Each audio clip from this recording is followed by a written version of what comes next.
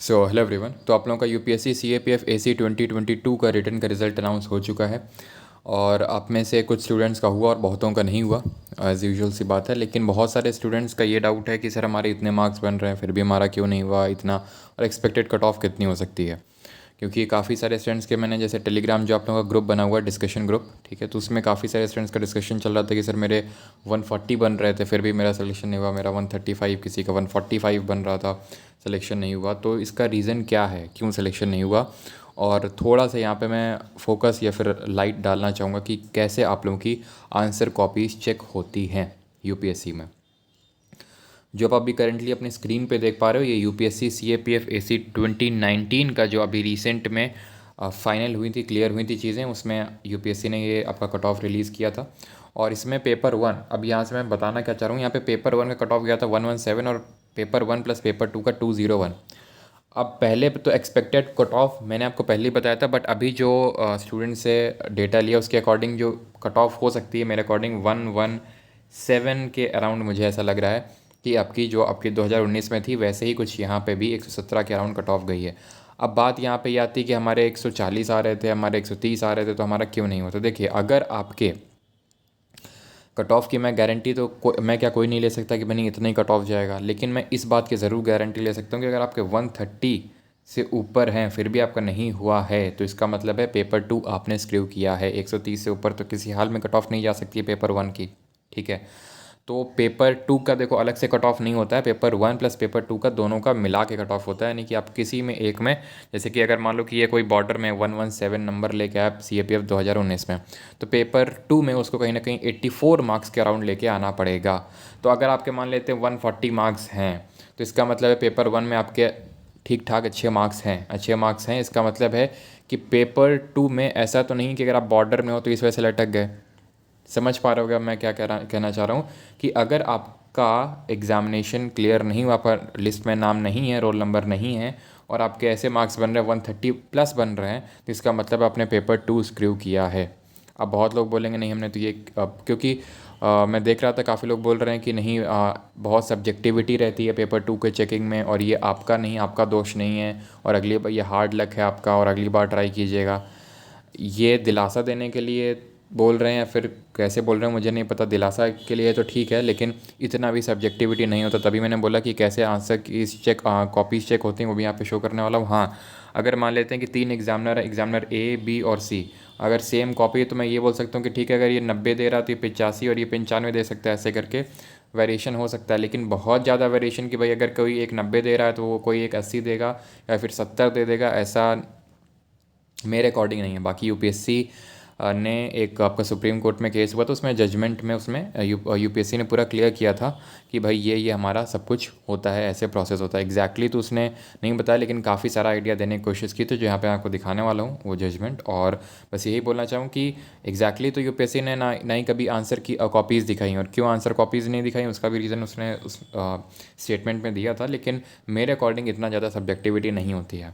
बाकी आप कमेंट में अपनी राय रखिएगा, मेरा तो यही मानना है क्योंकि मैंने खुद दिया है और मुझे पता है कि जो मैंने एक्सपेक्ट किया था उसी के अराउंड बैठा, और जितनों को मैं जानता था, जितनों को अभी मैं जानता हूँ, उनका भी अराउंड जितना उन्होंने एक्सपेक्ट किया था उसी के अराउंड ही रहा है। इतना ज़्यादा वेरिएशन हो जाना कि भाई आप सेलेक्ट ही नहीं हो रहे हो, तो ये या इसका मतलब है कि आपने पेपर टू या तो कंप्लीट नहीं किया था, ठीक है, या फिर अगर किया है तो कैसे किया वो आप जानते हो कि ये तो कंटेंट ही बिलो एवरेज होगा। नहीं तो अगर आप एवरेज कंटेंट लिखते हो और पेपर टू कंप्लीट कर देते हो तो मेरे अकॉर्डिंग पेपर टू में क्लियर हो जाता है अगर आप एवरेज भी कंटेंट लिखते हो, बशर्ते आपने पेपर को कंप्लीट किया है। तो again I repeat my words कि 130 प्लस हैं तो इसका मतलब है, और नहीं हुआ है तो पेपर टू आपने स्क्रू किया है, बिकॉज इससे ऊपर तो कट ऑफ नहीं जा सकती है।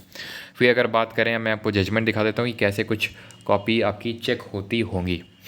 बाकी एक चीज़ और बोलना चाहूँगा कि काफ़ी सारे स्टूडेंट जो घटक बैच में, जो आपका सी ए पी एफ 2023 के लिए जो बैच स्टार्ट होने जा रहा है फ्रॉम मंडे ऑनवर्ड्स, तो काफ़ी सारे स्टूडेंट्स हैं कि सर किस तरह से हम लोग चीज़ों को कवर अप करेंगे, कितने दिनों में कितने महीनों में कोर्स कंप्लीट होगा, पहले कौन सब्जेक्ट करेंगे, क्लास की टाइमिंग, तो वो सारी चीज़ें इवनिंग तक मैं आपको यहाँ पे थोड़ा सा डिटेल दूंगा। और बाकी हम लोग ऐप में कल, याद रखिएगा संडे को, यानी मॉर्निंग में आपका होगा, मॉर्निंग या फिर आप आफ्टरनून में मान सकते हो कि अराउंड 2 PM के अराउंड आपका मैं क्लास लूँगा, लाइव रहेगा और उसी में मैं सारी चीज़ें क्लियर करूँगी, कैसे हम लोग सारी चीज़ें कवर करने वाले हैं और कैसे कैसे होगा।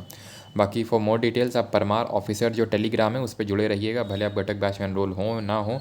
बाकी जो एनरोल्ड है उनके लिए अलग से टेलीग्राम ग्रुप बनेगा एक, लेकिन जो है नहीं है डजेंट मैटर, बस परमार ऑफिसर टेलीग्राम पे आप जुड़ जाइएगा। जितना भी कंटेंट है for the next CAPF exam और CDS एग्ज़ाम वो आपको उसी चैनल पे, परमार ऑफिसर टेलीग्राम चैनल पे देखने को मिलेगा। बाकी CAPF का अलग से आपका डिस्कशन ग्रुप है, सबके लिंक्स आपको डिस्क्रिप्शन में मिल जाएंगे। तो चलिए वो जजमेंट देख लेते हैं।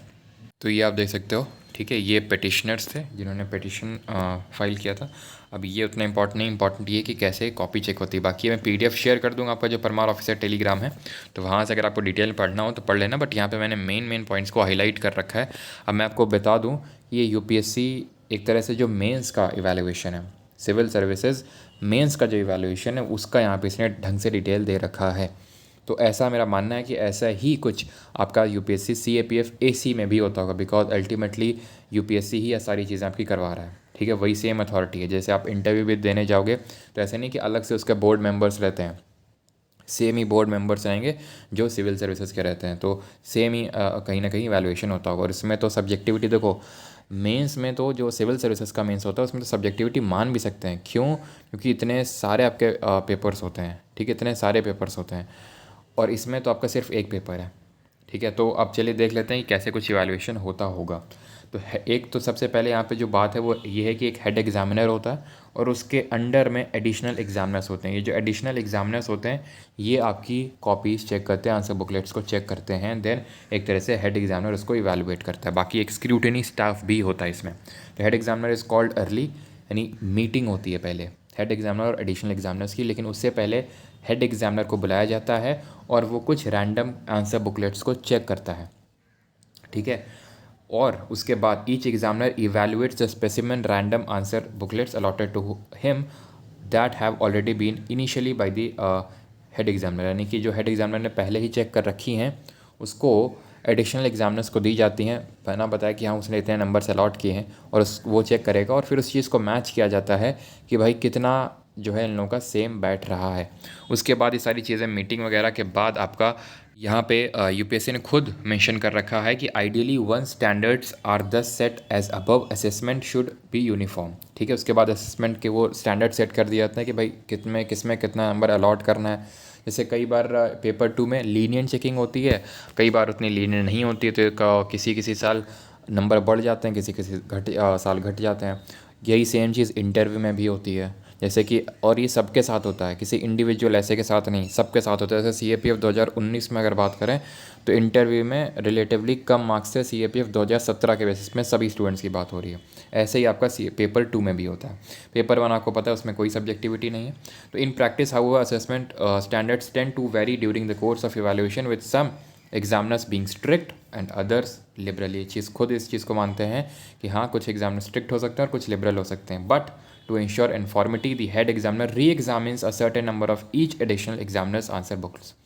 अब मान लो 5 ये हैं एडिशनल एग्जामिनर्स, ठीक है, तो इसने मान लो चेक की हैं 50 कॉपी, तो 50 में से 4 या 5, अब इन्होंने मेंशन नहीं कर रखा है इसमें से लिखा है सर्टेन नंबर ऑफ कॉपीज़, तो उसमें से 5 मान लो उसने उठा ली रैंडम बेसिस पे, हेड एग्जामिनर ने उसको इवैल्यूएट किया और उस पर देखा कि हाँ सारी चीज़ें सही है, ठीक है, सारी चीज़ें सही है, इसका मतलब ठीक है। लेकिन अगर मान लो कि सारी चीज़ें सही नहीं है जो यहाँ पे फर्दर लिखा हुआ है, तो यहाँ पे क्वांटम ऑफ मॉडरेशन अप्लाई किया जाता है। क्वांटम ऑफ मॉडरेशन क्या है ये तो डीप में मेंशन नहीं कर रखा है, बट क्या हो सकता है वो ये हो सकता है कि फॉर एग्जांपल मान लेते हैं कि किसी एडिशनल एग्जामिनर ने 80 मार्क्स दिए हैं, ठीक है, लेकिन उसने जो 5 आंसर की चेक की हैं, मान लो 5 कॉपीज़ चेक की हैं, उसमें हेड एग्जामिनर ने ये पाया कि सब में जो मैं चेक कर रहा हूँ उसमें हर बच्चे का 10-10 नंबर का जो है इंक्रीमेंट देखने को मिल रहा है। अगर इसने 80 दिए तो मेरे अकॉर्डिंग 90 बनने चाहिए, अगर 70 दिए तो मेरे अकॉर्डिंग 80 बनने चाहिए।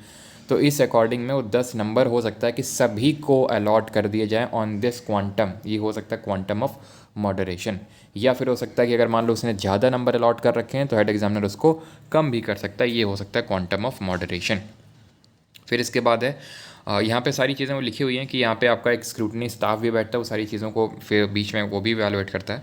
Problems in showing evaluated answer books to candidates, तो क्यों नहीं दिखाई जाती यहाँ पे सिंगल रीज़न है कि बिकॉज ये जो आपका बीच में इंटरमीडिएट स्टेजेस होती हैं जहाँ पे रॉ मार्क्स अलॉट किए जाते हैं, रॉ मार्क्स अलॉट करने के बाद हेड एग्जामिनर के पास जाती हैं, उसके बाद अगर कुछ फ्लक्चुएशंस लगते हैं तो उसको जैसे नहीं नॉर्मलाइजेशन होता है आपका एसएससी जैसे एग्ज़ाम्स में, तो वो नॉर्मलाइजेशन एक तरह से लगाया जाता है। तो वो सारी चीज़ हम अगर वो दिखा दिया आंसर कॉपी को, आंसर बुकलेट को, तो वो सारी चीज़ें सबको पता चल जाएंगी। उससे इंटेग्रिटी जो एग्जामिनेशन है वो कहीं ना कहीं खतरे में आ सकता है। तो उसके नेगेटिव इम्प्लीकेशंस को देखते हुए ये आंसर बुकलेट्स नहीं दिखाई जाती हैं। तो वही है कि जैसे उन्होंने चेक किया, ठीक है, 90 मार्क्स, फिर 90 कट करके पता चला 80 आ रहे हैं, बिकॉज फाइनल वाले ही लिखे जाएंगे ना उसमें, तो वो थोड़ा सा उस चीज़ को प्रिजर्व करने के लिए, उसका नेगेटिव इम्प्लीकेशन ना हो, उस चीज़ की वजह से ही आपका आंसर बुक्स को शो नहीं किया जाता है कैंडिडेट्स को। बाकी और लंबा चौड़ा सा है, जो मेन चीज़ें थी मैंने आपको बता दी हैं।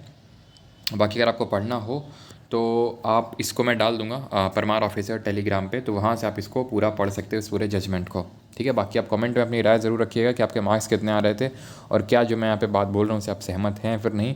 बट मुझे तो यही लगता है क्योंकि उस पूरे प्रोसेस से मैं खुद गुजरा हूँ, ठीक है, और मैंने काफ़ी सारे स्टूडेंट से बात भी किया, तो वो चीज़ मैंने ये पाया है कि इतना ज़्यादा सब्जेक्टिविटी नहीं होता है, और वो चीज़ यहाँ पे आपने देख ली है। बाकी तो सिविल सर्विसेज मेंस का था, सेम चीज़ उसमें भी होती हुई आपका जो CAPF का है। बाकी एग्जैक्टली तो आपको कोई भी नहीं बता सकता, इवन UPSC ने खुद मना किया है कि वो क्यों नहीं बताता और आंसर बुकलेट्स को क्यों नहीं शो करता, ठीक है।